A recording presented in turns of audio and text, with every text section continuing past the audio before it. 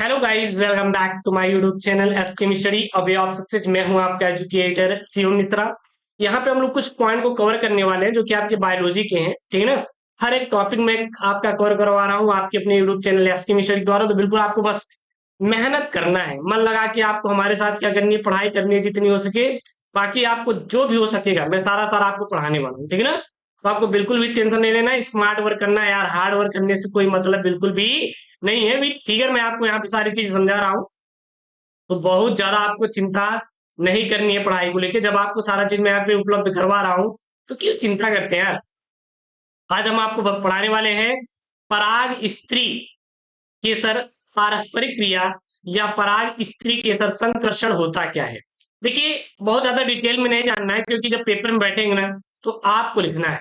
आप इसकी परिभाषा फिगर बना देंगे, आपको अच्छा नंबर मिलेगा, अच्छा नंबर स्कोर कर पाएंगे। तो इसलिए बहुत ज्यादा आपको टेंशन नहीं लेना है। जो मैं यहाँ पे पढ़ा रहा हूँ इस पर आपको फोकस करना है, थोड़ा सा ध्यान देना है। अच्छा नंबर स्कोर करोगे, बिल्कुल 100% श्योर है, ठीक है ना। तो बहुत ज्यादा आपको चिंता नहीं करनी। क्या होता है पराग स्त्री केसर पारस्परिक क्रिया या पराग स्त्री केसर संकर्षण। एक चीज और, सारे वीडियोस आपको प्लेलिस्ट सेक्शन मिल जाएंगे, link in the description box. जाके प्लेलिस्ट से आप पूरा पूरा वीडियोस पढ़ सकते हो सीक्वेंस वाइज। एक भी टॉपिक नहीं छूटा है, एक भी टॉपिक, बिल्कुल छोटा सा छोटा टॉपिक नहीं छूटा है। मैं हर एक चीजों को पॉइंट वाइज करके कवर किया हूँ।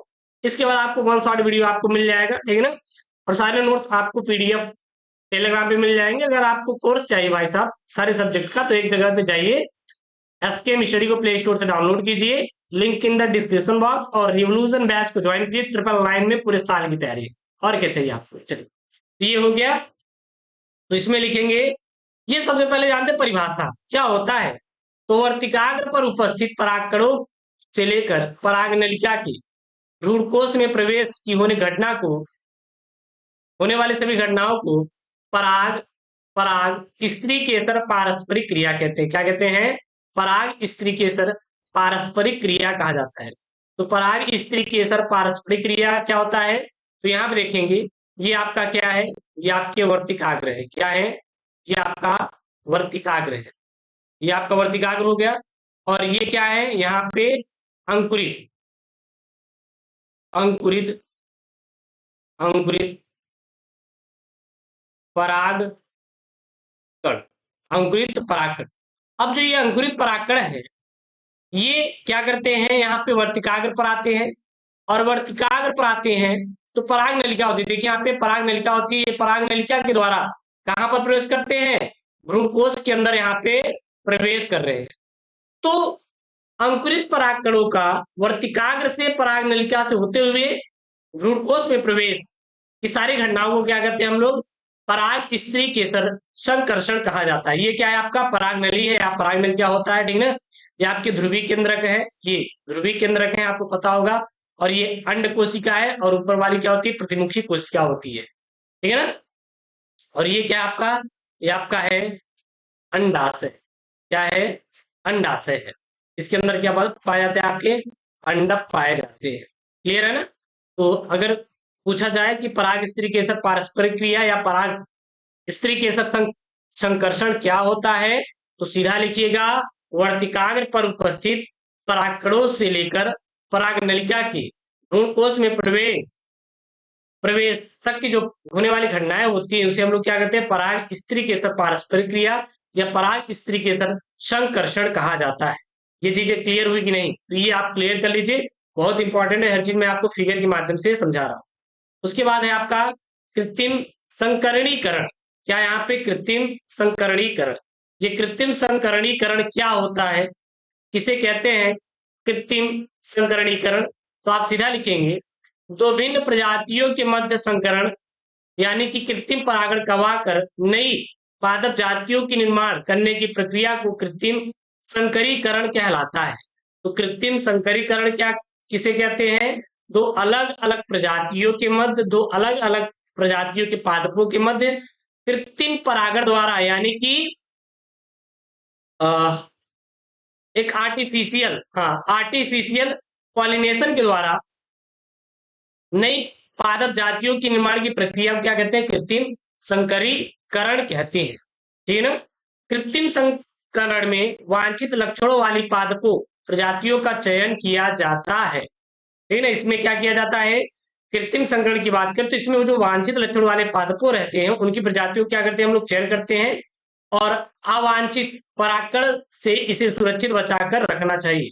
और हम लोग जो अवांछित लक्षण वाले पादप परागकण होते हैं उससे इसको बचाते हैं।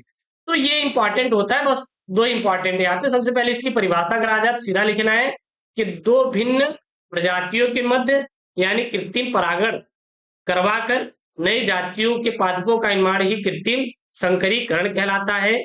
इसमें वांछित लक्षण वाले पादपों प्रजातियों क्या किया जाता है, चयन किया जाता है और अवांछित लक्षण वाले परागकणों से क्या किया जाता है, बचाव किया जाता है। अगर हम लोग कृत्रिम संकरण की बात करें तो इसके लिए दो प्रमुख विधियां जो है उपयोग में लाई जाती हैं।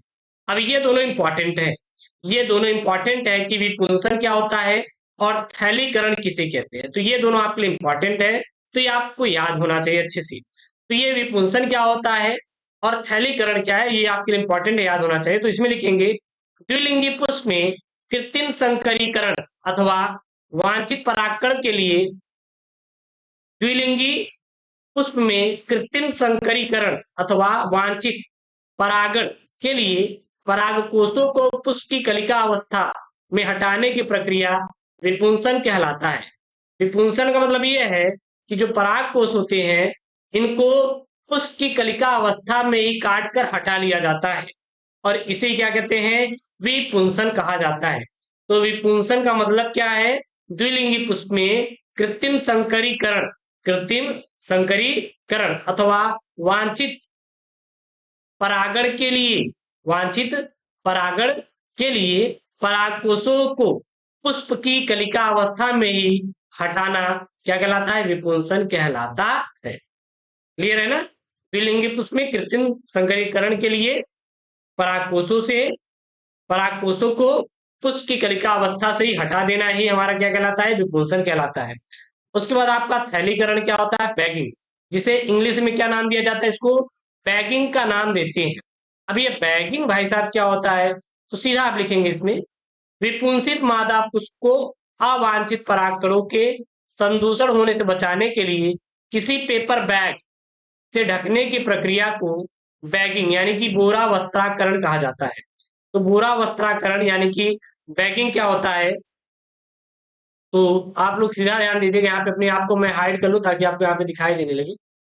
तो बैगिंग अगर कोई आपसे बोले तो सीधा बता देना है कि जो सर विपुंसित मादा पुष्प होते हैं इनको अवांछित परागकणों से बचाने के लिए हम लोग इनके ऊपर क्या करते हैं, पेपर बैग से ढक देते हैं, तो क्या करते हैं, ढक देते हैं और इसे क्या कहते हैं, बैगिंग कहा जाता है यानी कि बोरा वस्त्रण कहा जाता है।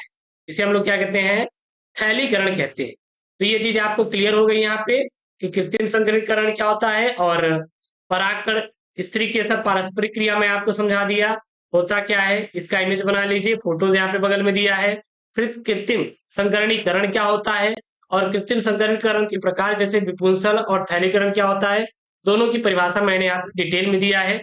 इसके आगे आपको नेक्स्ट लेक्चर में मिलेगा, जो आने वाले लेक्चर रहेंगे। और अभी तक चैनल को यार सब्सक्राइब नहीं किया तो सब्सक्राइब करो, वीडियो को लाइक करें और चैनल को एक बार शेयर करेंगे। पीडीएफ के लिए यार टेलीग्राम चैनल एसके मिस्ट्री को क्या करो, फटाफट ज्वाइन करो, link in the description box. ठीक है ना, सारी वीडियोस आपको प्लेलिस्ट मिलेंगी। ओके दोस्तों, थैंक यू, जय Hind, take care, bye bye.